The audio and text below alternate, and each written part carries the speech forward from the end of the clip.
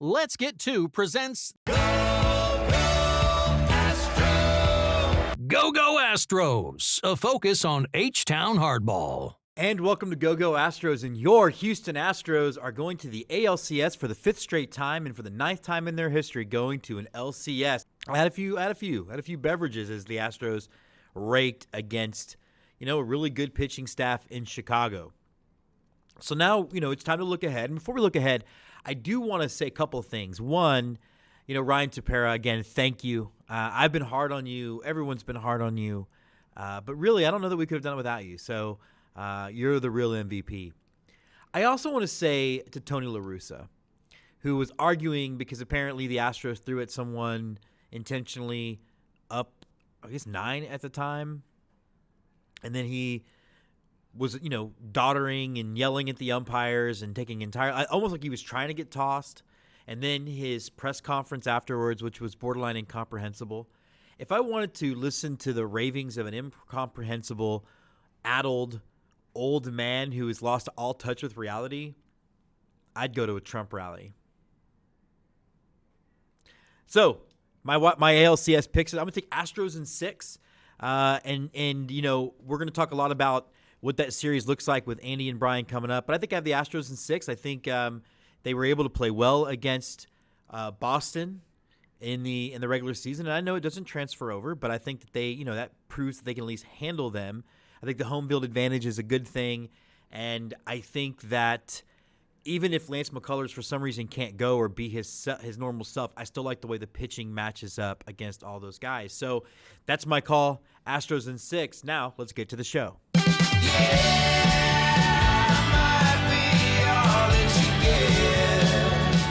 And now on Let's Get To, your favorite full-time curmudgeon, unless there's an episode of Ted Lasso on, Andy Tom Chesson.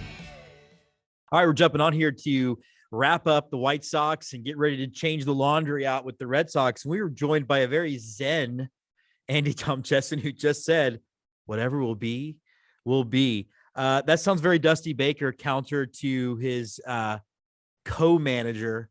I'm just glad Larussa gave us a sequel to the bickering that they had when they were both in the NL Central.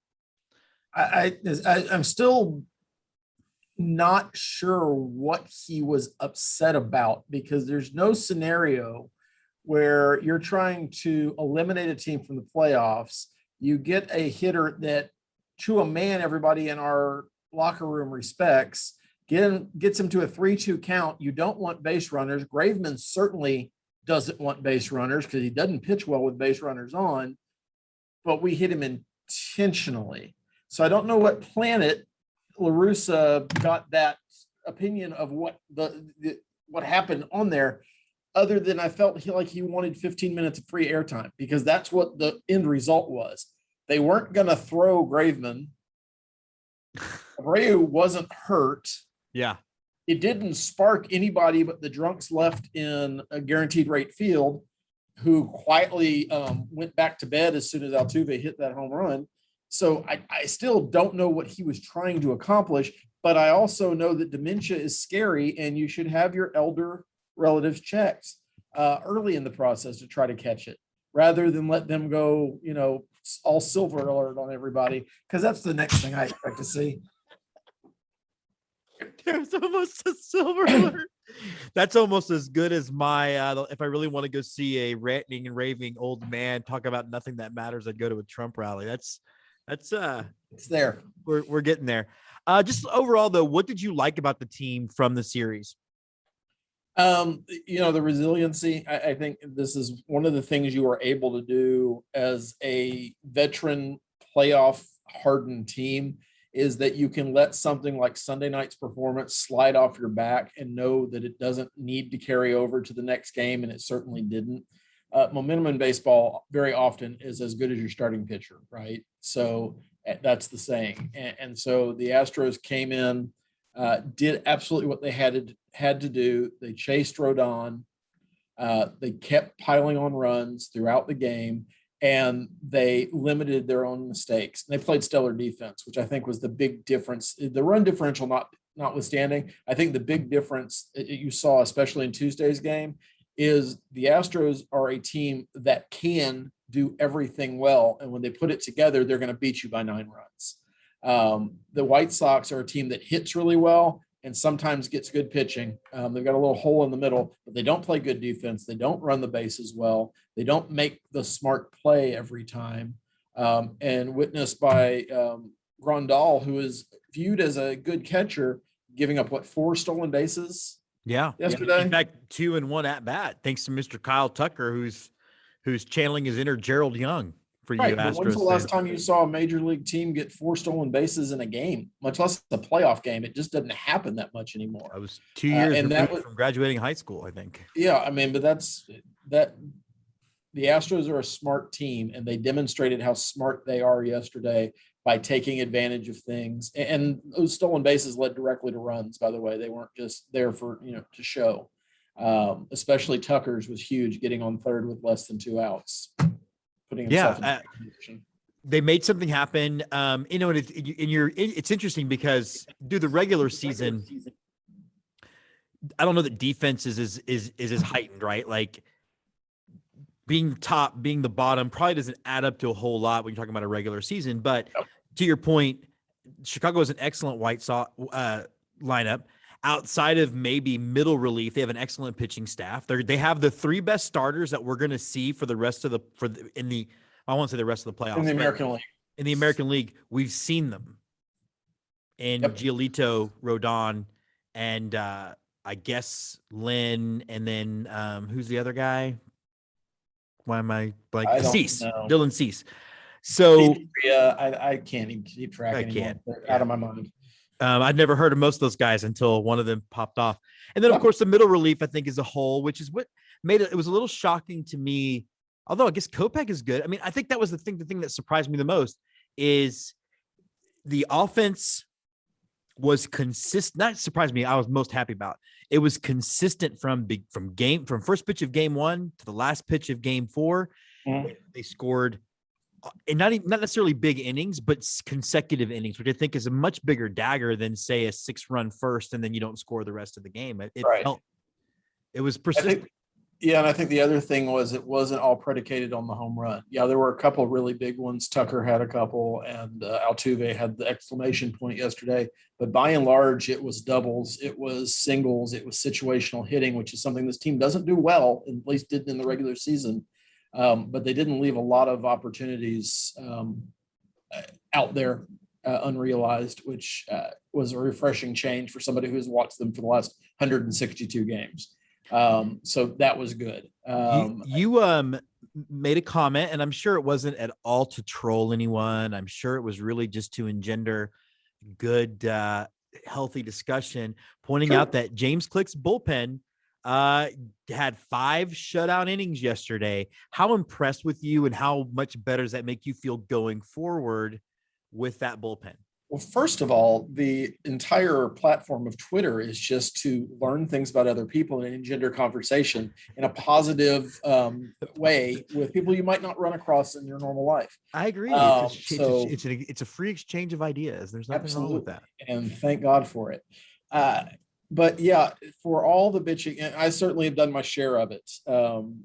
Click and his team are every bit as smart, maybe not as diabolical, every bit as smart as Luhnow and his team. And to be fair, a lot of that team that Click has is Luhnow's team. A lot of them chose to stay, at least the ones that didn't leave after 2017 and 2018.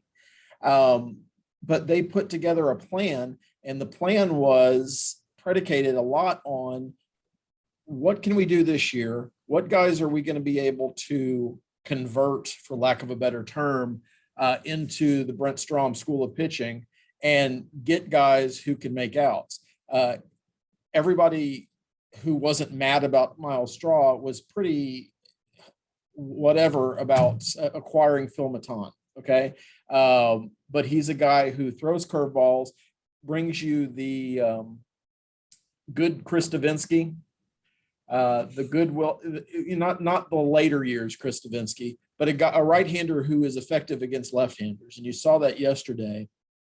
I also like that Maton didn't seem to realize he was in a baseball game based on his emotions. He had there was no None of this beating my chest. He just Just got 5 outs and walked off. I was worried he was going to trip because he looked sleepy.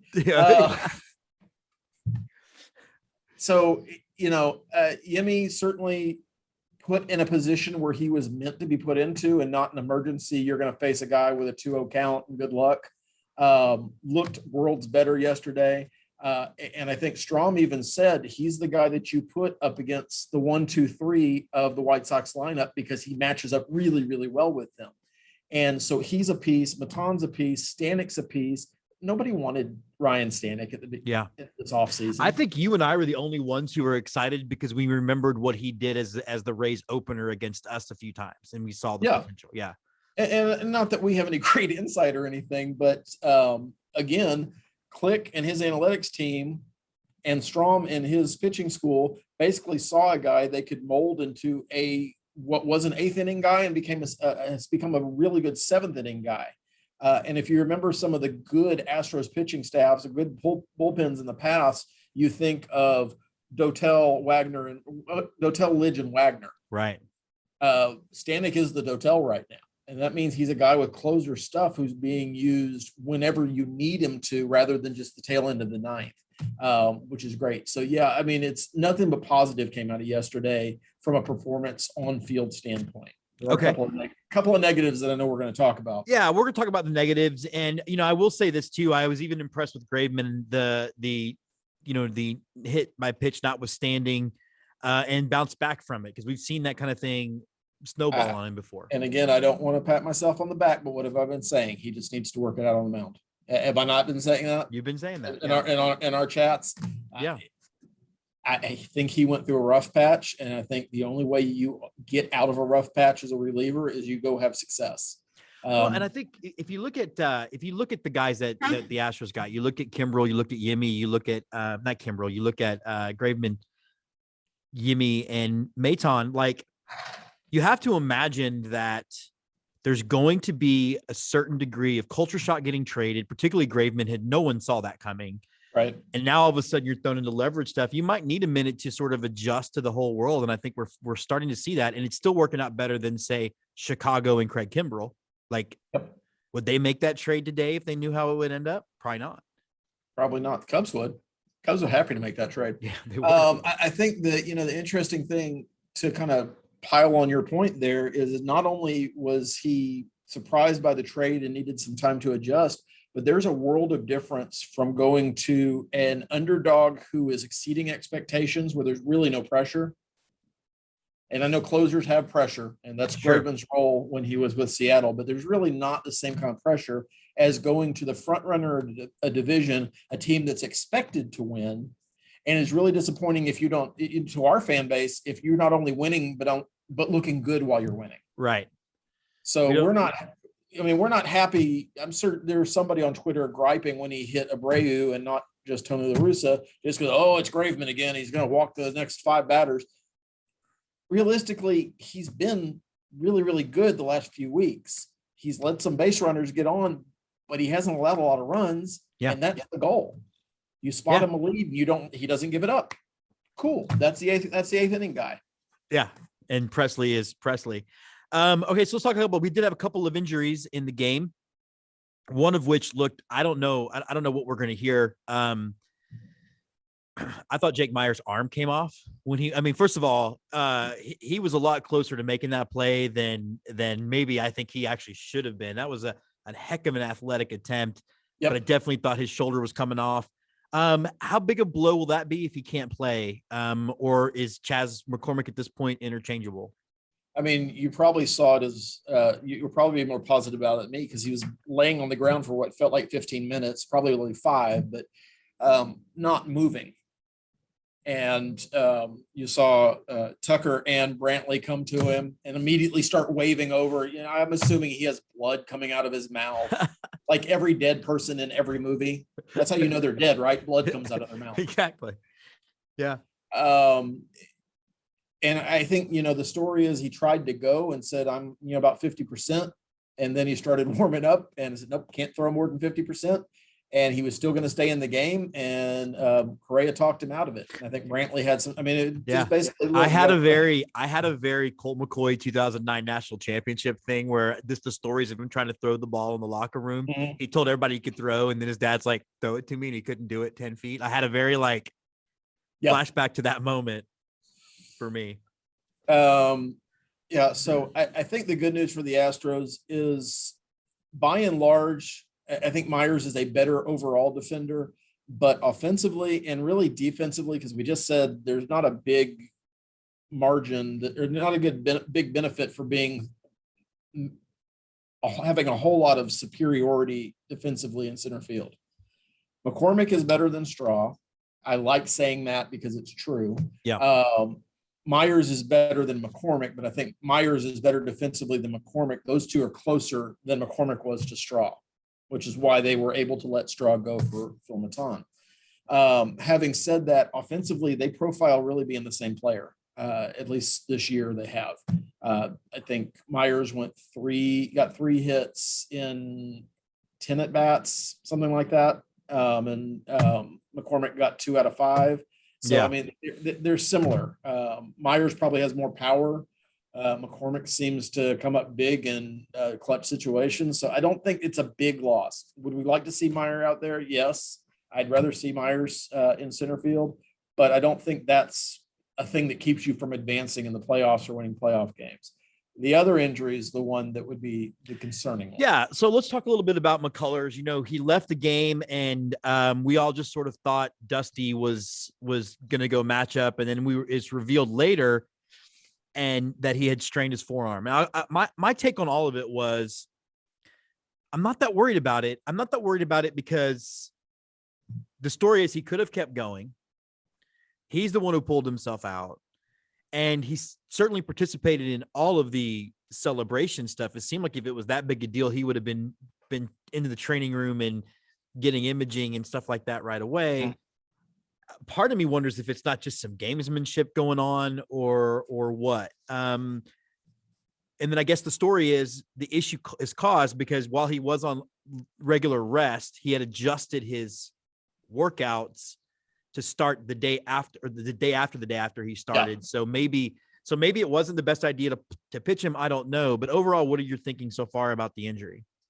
We talked about this a little bit offline, but unless Lance McCullers' maturity has advanced to the point of being a 40-year-old sweater wearer on the East Coast, smoking a pipe and just remembering his life like it's a Jimmy Buffett song, he hasn't been the kind of guy who can really hide his emotions. He is not a guy that has a poker face. You know what he's feeling on the mound. You know what he's going through. You know he doesn't like it when somebody gives up an error behind him because it's all over his face and his body language. And yesterday, none of that was happening. And, that could be blind optimism, but I have a feeling it's just more of, this is a thing that I noticed, and we're probably going to win this game, so why push it? And I'm getting out with 75 pitches, I think 73 pitches. So it means I'm going to be fresher for the game 3 start, should we advance, versus my career's over. I'm going to get another Tommy John surgery on the same arm. That wasn't that guy. And the truth is probably somewhere in the middle. I think it was concerning enough for them to pull him in an elimination game, but I also think that he's probably going to be okay. I don't think we're going to get any kind of definitive answer until we absolutely have to. So that probably means he's on the roster because you don't have to answer any questions. But I also think Odorizzi is going to get pulled up onto the roster, probably in place of, probably not Siri, probably in place of Stubbs at this point, who I don't think even brought a bat to the divisional round. Yeah. Okay, so let's look at the Red Sox then. First of all, I guess gut feeling, you think LMJ makes a start on Monday? I mean, I'm the worst person at this because I am the person who can pick there could be one person ahead of me at the grocery line that I pick, and it will be the longest line. That will be the person who's paying in coupons. And I don't mean have a coupon. I mean, and then they're writing a check after coupons, and then writing a check. Yeah. And then they didn't bring their checkbook, and they have to have a conversation with the manager, and it's a whole thing. I pick that line every time. Yeah. So for me to say that I feel good about McCullers making 2 starts in this series, I do, means nothing. And, that and $5 won't buy you even a Starbucks. I think he's pitching. Okay, so let's look at the Red Sox then. For filling in viewers' minds, our recollections. We played them 7 times. I thought it was 6. I forgot about the 7th one, so thanks for pointing that out. And they went 5-2 against them. Yep. I know that these are games in regular season that don't really matter, but it is the most recent data that we have. Sure. We actually went 5-2 against them without Alex Bregman in most of those games, and Lance McCullers Jr. starting exactly 0 of those games. It featured 2 dominant performances from Framber Valdez, a good performance from Urquidy, good performance from Garcia, and a really good performance from Jake Odorizzi. So they're coming in. The Astros have the home field. They are the favorites. What do you think about this series as we get started? The concern for me is that Boston's really, really hot and got really, really hot against a good Rays team. And you don't win 100 games on accident. And the Rays did that, and they were dispatched fairly easily with a little controversy in one of those games. But you look at the lineup that Boston's playing right now. Enrique Hernandez, their center fielder, JD Martinez, will be DHing for them because he has a gimpy ankle or knee or something. Rafael Devers, Christian Vasquez, and Kyle Schwarber, and even Xander Bogaerts, all were on fire in that series. All of them had home runs. Not that that's the be-all, end-all. Hernandez and Devers had 2, I believe, in the 4-game series. So they're all hitting really well right now. Some of that is probably because of the familiarity of playing a team 17 times and then seeing them again in a 5-game series. It's not like the Rays could pull out any surprises against Boston. Right. Where I think Houston has an advantage, and I think this is ultimately how the series is going to go. I think our hitting is better than their pitching, more so than their hitting is better than our pitching, if that makes sense. So both teams have flawed rotations. Like I said, McCullers, even if he's pitching, he's our ace by default. And I will fully admit he had 2 great performances in the division series and absolutely has stepped up over the last 2 months of the season to that staff. So taking nothing away from him. But if you're going through a list of aces in baseball, he probably doesn't make that list. And I think that's fair at this point in his career. Beyond that, you've got a bunch of guys who are 2s at best and mostly 3s. Depending on where you want to slot Greinke, not that he's going to start a game in this series, but there's just not a lot of impressive guys on our roster and our pitching staff. But you look at Boston's rotation, and they have the ghost of Chris Sale, who has a 45 ERA in the playoffs so far. I think he lasted 1 inning in his start against the Rays. Their big gun is Eovaldi, who has had 1 good start against us in the playoffs that probably propelled them to the World Series in 2018. And since then has been kind of middling. He's a 3.75 guy this year. I think he has 11 wins, and on a 92-win team, that's not a lot, but none of their starters have a lot of wins. You look at probably their number 2 guy right now. And I'm struggling because it's hard to even come up with their names because it's just not a team full of pitching stars. I assume that Eduardo Rodriguez is probably going to get a start. Probably their number 2 starter. They've announced nothing, which is part of why I'm scrambling around right now. And I'm sure Hal could get a start. Yeah, Hal could get a start, and maybe Pivetta gets a start, but it's hard to say. I would be shocked if they started Sale again, especially in any game in Houston, because his issues don't lend themselves well to pitching in Minute Maid Park against our lineup. But he's a guy who looked really, really good coming back, when he came back against Baltimore. Yeah. So you don't know what you're getting there, but the Red Sox can't count on that either. The Red Sox bullpen is probably not as good as ours, certainly not as good as what we just got through with the White Sox. So there's some distinct advantages for the Astros. I think the other thing that's going to be interesting is even though Devers, who's probably their emotional leader along with Bogaerts on that team, hit 2 home runs and had a very good division series, he's got an injured forearm. And so he's highly susceptible to high fastballs. And a little bit like, a movie featuring the All-American women's baseball team or league. Kit. Keep Can't chasing hit the them, high can't ones. lay off them. Nag mule, all of that kind of describes Devers. Having said that, he always plays us with a chip on his shoulders because somehow he thinks that Bregman gets press over him. I'm not sure where that comes from. And then you've got the intriguing matchup of Alex Cora coming back to Houston, where he infamously, very likely led the cheating scandal. And I'm sure that Fox Sports won't mention that at all during any of the 7 games, because why would they bring that up? I won't know. I'll be listening to Robert and Steve. So that's a fair call for you. Yeah. It is interesting going back to the McCullers thing, where even if we lose him, I still feel like I still put our rotation up against theirs and think it's a win. I think on stuff, Valdez has the potential to be an ace as well. And I think Urquidy, I don't know why everybody seems afraid to pitch Urquidy. He's done nothing but pitch well in these situations. Garcia has been good. And I think Odorizzi, like I'd put Odorizzi as our 4th starter against whoever their 4th starter would be. I don't, Urquidy's interesting, right? So I'm not sure why Dusty wanted to skip him. And I'm sure he had his reasons, and Dusty won't tell us his reasons, and that's his business. But you chose to start McCullers in game 4 instead of Urquidy. Urquidy is a guy, and I don't know how great our memory is as Astros fans, but there seemed to be a lot of relief that we're going to get to start Lance in game 4 instead of Urquidy. Urquidy is a guy who pitched game 4 of the World Series in 2019. And as I recall, dominated the Nationals for 6 innings. Mm-hmm. And that was his playoff debut, or certainly his first playoff start. He pitched well in the playoffs against the A's last year. So he's not a guy that's going to shirk under the lights. And he's a guy that throws strikes. Not flashy by any means, but he's certainly somebody I'm comfortable giving the ball to and would be comfortable giving the ball to in a critical situation. You don't have a Greinke on this team, not Greinke of old. You certainly don't have a Verlander or a Cole. So this pitching staff is what it is. McCullers makes it better, but I don't think McCullers being gone means that hope is lost in this series.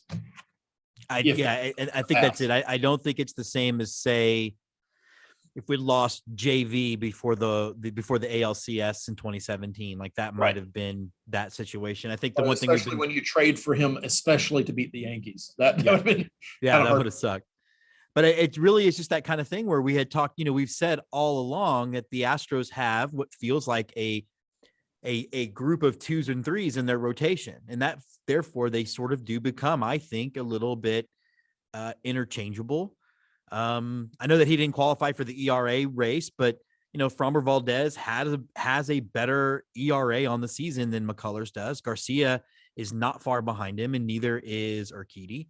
Odorizzi is, but I think if you look at the last few months of Odorizzi, it's much better than what we had seen at the beginning. Yeah, and I think with the Garcia, I think people are sleeping on Luis Garcia. He did not have a good game in his start against the White Sox, but he's very likely going to be pitching game 2 on Saturday afternoon or Saturday evening, whenever the time is actually released.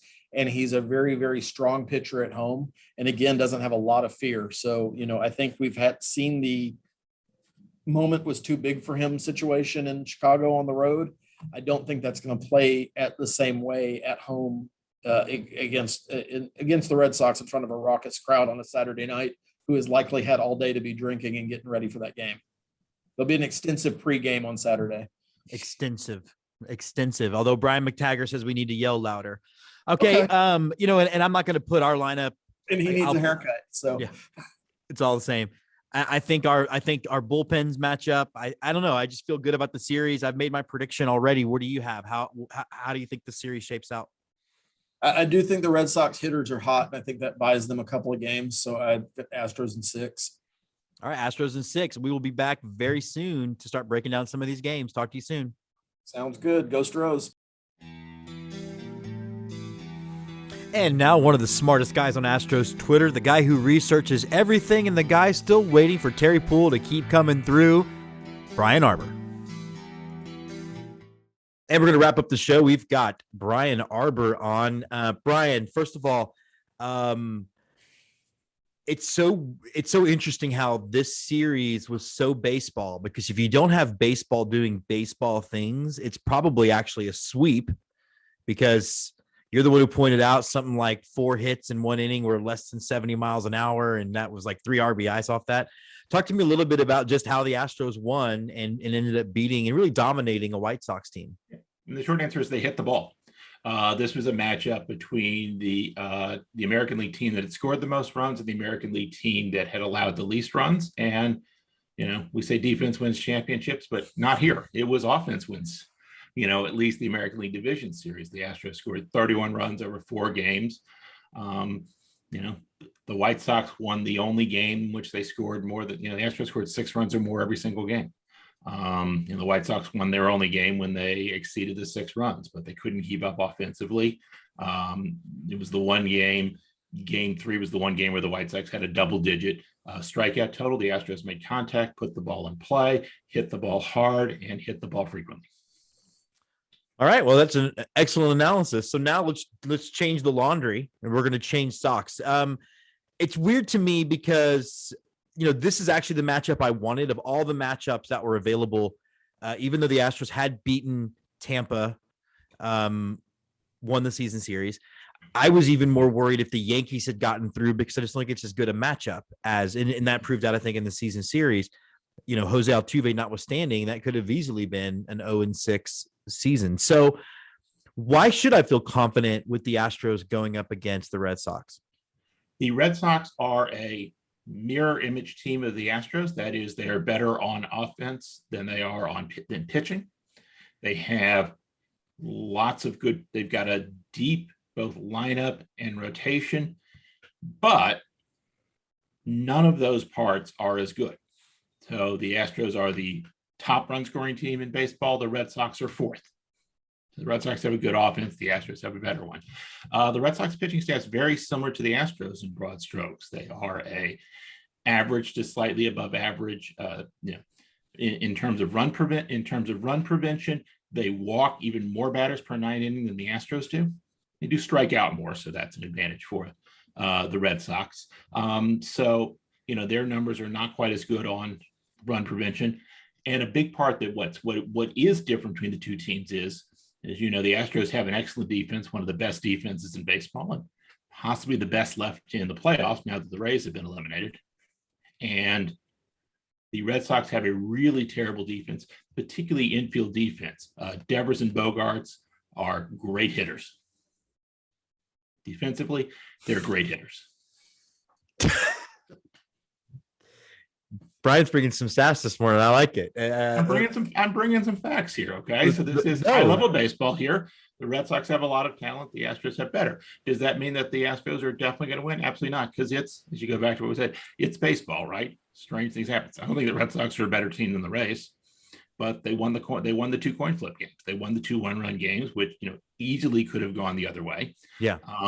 They didn't because the Red Sox hit the ball really well in that series, and they scored a lot of runs, and the same thing the Astros did. So again, if they do that here, and this is baseball, weird and strange things happen, and 7 games are not the best way to determine what the best team is, but the Astros do walk into the series with an advantage. And how much does playing 4 of those games at Minute Maid do you think factors into all that? It doesn't hurt. I believe I saw a stat. I think Sarah Langs of MLB Network said this morning that in looking ahead to Giants Dodgers, that in all the deciding Game 7s or Game 5s in Major League history, home teams have won exactly half. So it's helpful to have a good crowd. Both are unusual parks, and they have some quirks that the home team understands better than the road team. So it's probably a slightly bigger advantage, but just at the margins in the series. Okay. Let's talk a little bit about Lance McCullers.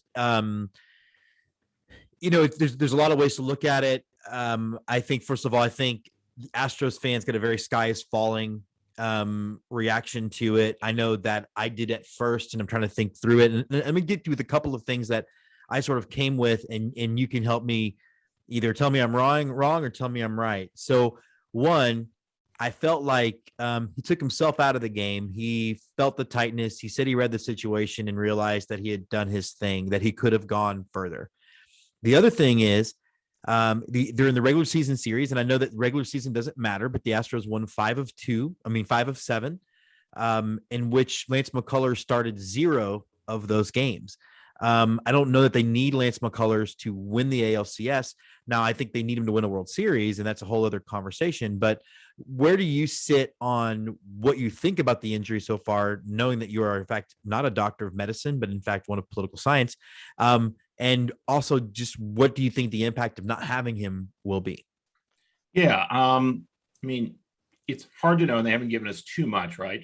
What we do know is that Lance did his media obligations after the game on yesterday, And there are epic shots of him shooting champagne in the locker room. So absolutely right. So that part of his arm is working. It's working. So it's hard to tell. He gets an extra day, assuming he's going to go in game 3. He'd get an extra day off, and that's probably, if he's good, he'd be okay with that. It's just, we'll see, and we'll have to read the tea leaves. And I don't know, I don't know that we're going to get much information over the next couple of days until the postseason roster is announced, or that they announce the starters, which I don't think they'll do until after the, at least game 1 or game 2 has happened. So, he's the Astros' best pitcher. He's clearly someone they want to pitch, well, hopefully just once if he's the game 3 starter, but it'd be nice to have him ready to go in a game 7 if they needed to do that. So we will have to cross our fingers and see. And that's my medical advice as a doctor, not a medicine. Do you see the Astros being able to beat the Red Sox without him? Yeah, I mean, because again, the big advantage of the Astros is, look, if they score 8 runs a game like they did this series, I don't know if you or I could pitch, but Jose Urquidy can certainly pitch. Jake Odorizzi or Zach Greinke can certainly pitch, and they'll be in okay shape. Yeah, I guess for me, and I try not to be very orange glasses but to me it seems like if you remove Lance, I still like the way the rotation matches up, our pitchers versus theirs. I mean, really, they've got one guy that's maybe almost equal to Lance, not as good, but I still would put Fromber over Chris Sale today. I would put Urquidy over Chris Sale today. I would put, I think again, I'm not sure that Odorizzi doesn't have a little opportunity to come back and give something. It just seems like if we lost him for the White Sox series, it might have been different. Agree. I mean, the Red Sox got one start of 5 innings in their 4 games against the Red Sox. That's with Eovaldi, who is their best pitcher and is pitching really well right now. But outside of that, they're just going to try to piece it together with, handful of innings from their starters. And, I assume we'll get Tanner Houck as a starter rather than as a reliever because he pitched the 5 innings out of the bullpen that really stabilized game 2 and allowed him to come back. But I don't think the Red Sox see this as, they're going to be classic starters duels, mostly because the Red Sox don't have those type of pitchers, and they'll try to piece it together with their bullpen. And, I'm pessimistic they can do that against the Astros, but we'll see. Okay. So let's talk a little bit about, you're very schooled in Red Sox games. You've watched the whole series. How much is it fun? You and your wife, you sent us this morning there you go. There's the flag. So house divided flag, which, we're going to go put out in the front yard later today with our Halloween decorations. Will there be a ceremony like you'll hang it, like each of you will have a corner and I think, yes, something like that. Yes. So. But how much fun is it for you guys to get to kind of go back and forth? And I got to imagine it's actually a lot of fun. When I moved to New York, I looked at the baseball schedule and, hey, here's a break for me. I moved to New York in late August. The Astros had a series in September of 2007 at Shea Stadium. So I went that summer and bought 2 tickets to that game and figured I would go, and I'm going to go meet some new colleagues in New York, and hopefully one of them is a baseball fan. Among the baseball fans was the single woman in my political science department. So, hey, I bought these tickets. You want to go to this baseball game with me? Yes. And we had a great time. And, I think by the 3rd inning, I knew I wanted to ask her out on a real date and not and not this year. We've been together now 14 years, have a 9-year-old. So baseball's been one of the fun parts of our marriage, and one of the things that's, we like most about each other. And so, hey, this is great. When her team was in it in 2007, and I didn't have to worry about this. And, this is great for her in 2017 after the ALDS, which she was pretty, they weren't going to win. So Yeah. there wasn't much tension there. And in 2018 in the American League Championship Series was, it was certainly a week in our marriage, and I certainly expect that to be the case upcoming here. So it's something we anticipate, because it's, again, something we care both a lot about. It's something we like about each other. It's also something that, I congratulated her after the Red Sox won in 2018, but I was so angry that they had lost. I'm not sure it came across as any bit sincere. Yeah. And so I hope It's also got to be. We'll behave better this time. I hope I don't have to find out. It's also just interesting. Like, I have to imagine at the end of the day, you're also both married to each other, so you hate to see the other one not happy, and so it's. Yeah, we put investment and emotional investment, and we both know that in the end, right, baseball is a form of entertainment, and nothing gets better or worse in our lives because the Astros win or the Red Sox lose or vice versa. But we certainly feel better. We certainly enjoy that. We certainly, we met in 2000. As we met in the fall of 2007, and I'm an LSU fan, so LSU won the national championship. The Red Sox won the World Series that year, and so we both got to enjoy in the early stages of our relationship watching the other have this great joy in their sports life. And it is an excellent part of my marriage. I am happy for it, and we'll navigate this week as needed. Who says you can't get romantic about baseball? I love that story. Before we wrap up, then, obviously we'll be back on after game one. But give me your pick right now. I mean, how do you see the series shaping up? Astros in 5. I mean, they're the better team. They have both better hitting and better pitching. Again, it's baseball. Weird things can happen, but there are very few games where I won't feel the Astros have the advantage. The Evaldi game would be the game where I don't feel the Astros have an advantage. And if the Red Sox go with Evaldi in game 1 against Fromper, that's not that much of an advantage for the Red Sox, if that. And if the Astros continue to hit like they are, which they're perfectly capable of doing, then they should be in good shape. So that does wrap us up. I hope everybody gets to enjoy the ALCS. And, this is the thing where, Astros fans, you got to really enjoy these moments because they don't come along all the time. I know it feels that way. I teach Astros fans who have become, that are students of mine that are like 17. So all they've known is 5 straight LCS appearances. But enjoy them. Enjoy this team being together. And I think we have a special October coming to us. And until next time, go Stros.